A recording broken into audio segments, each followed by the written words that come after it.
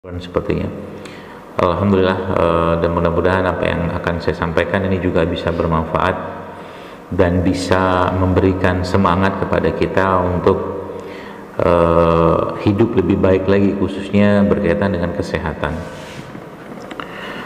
Baik, bicara tentang kesehatan, sebenarnya Islam memberikan panduan-panduan yang sangat jelas tentang kesehatan, yang itu sebenarnya bermula atau berawal juga dari keharmonisasian kita sebagai makhluk yang Allah ciptakan di bumi ini, yang berasal dari bumi ini juga bahan bakunya, yaitu tanah.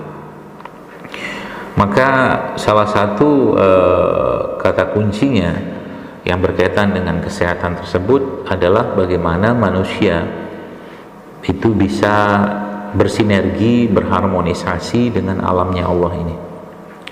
Kalau Bapak Ibu pernah membaca beberapa tulisan-tulisan ataupun informasi yang beredar, juga penelitian-penelitian bahwa bumi ini pun juga punya frekuensi, misalkan ya, bumi ini pun juga punya frekuensi.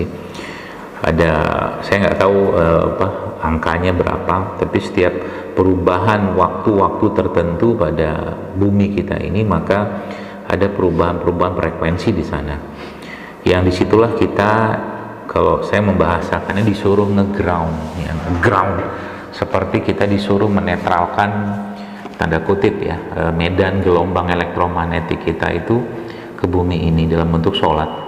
Maka sholat mulai dari subuh, ya, Indonesia juga baru pukul 6 pagi di sini, kemudian zuhur, asar, maghrib, isya dan seterusnya, adalah cara-cara yang Allah berikan kepada kita untuk ke ground, ya, menyatu dengan bumi ini melalui sholat tadi. Dan waktu-waktu yang terbaik itu adalah waktu-waktu di mana frekuensi-frekuensi itu lagi fresh-freshnya. Itu sebabnya Nabi kita SAW menjelaskan bahwa sholat yang terbaik itulah sholat yang dikerjakan pada awal waktu, ya, pada awal waktu. Nah, ini salah satu kemuliaan ya dari umat Nabi kita Muhammad SAW, yaitu kita ini, yang sebenarnya kalau protokol-protokol syariat ini dikerjakan, itu kita sudah mendapatkan banyak sekali keberkahan, kebaikan, dan juga manfaat-manfaat yang lain, ya. Maka kalau kita belajar dari bagaimana keseharian Nabi kita SAW, maka disitulah sebenarnya letak unsur-unsur kesehatan yang paripurna, ya, mulai dari kapan tidurnya Nabi, kapan bangunnya Nabi, ya, kapan aktivitasnya Nabi, ya, bagaimana cara makannya Nabi, seterusnya, ya. Itu pasti ada kebaikan dan keberkahan di situ yang kita bisa contoh, ya. Namun sayangnya memang banyak manusia-manusia zaman sekarang, ya,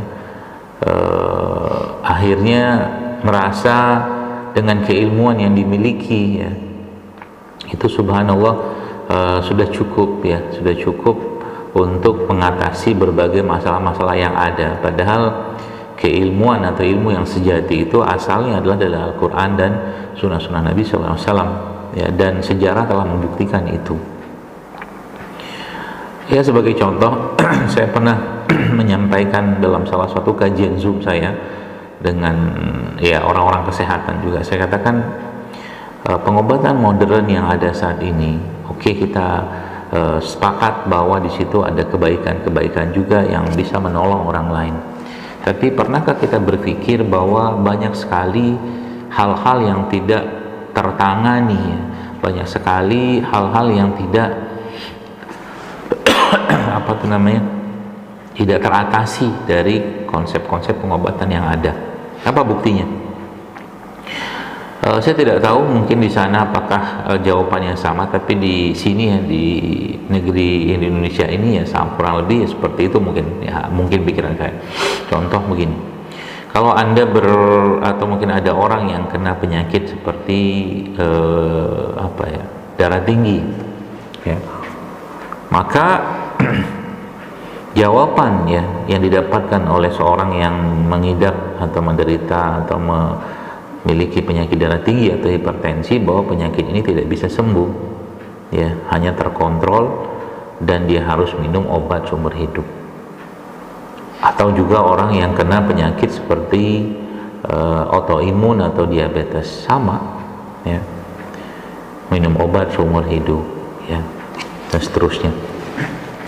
Apakah disalahkan itu semua? Ya tentu tidak ya, saya tidak mau berspekulasi mengenai apapun cerita di balik itu karena panjang ceritanya, tapi bagi saya pemikirannya adalah segini luas bumi yang Allah ciptakan dan segini banyak tumbuhan-tumbuhan obat yang dia ciptakan di atas bumi ini, masa nggak ada satupun sih yang bisa ngobati, menyembuhkan dengan izin Allah penyakit-penyakit tersebut gitu kan. Itu apa ya, gelitikan lah atau mungkin penasaran saya berkaitan dengan penyakit-penyakit yang apa tuh namanya, sebenarnya bisa disembuhkan ya, cuman kata Nabi SAW bahwa likulli da'in dawa, bahwa setiap penyakit itu ada obatnya ya, dan ada orang yang mengetahuinya dan Allah memberitahunya, dan ada yang tidak mengetahuinya. Seperti wabah ini juga sama sebenarnya, banyak orang yang antang-antang saja ya hidupnya, nggak parno luar biasa ya, ketakutan, paranoid ya, was-was, cemas dan seterusnya. Waspada perlu, tapi bukan dalam bentuk kekhawatiran yang berlebihan atau kecemasan yang berlebihan, bukan itu ya, karena itu bukan karakter orang yang beriman. Banyak orang yang hidupnya biasa-biasa aja dengan adanya wabah ini ya, ada juga yang ketakutan luar biasa seterusnya ya. Pertanyaannya kok bisa yang di sana biasa-biasa saja gitu kan. Yang perlu kita ketahui bahwa biasanya atau umumnya orang-orang seperti itu adalah orang-orang yang memang kedekatan dan keterikatan mereka dengan alam itu sangat sangat tinggi atau sangat kuat.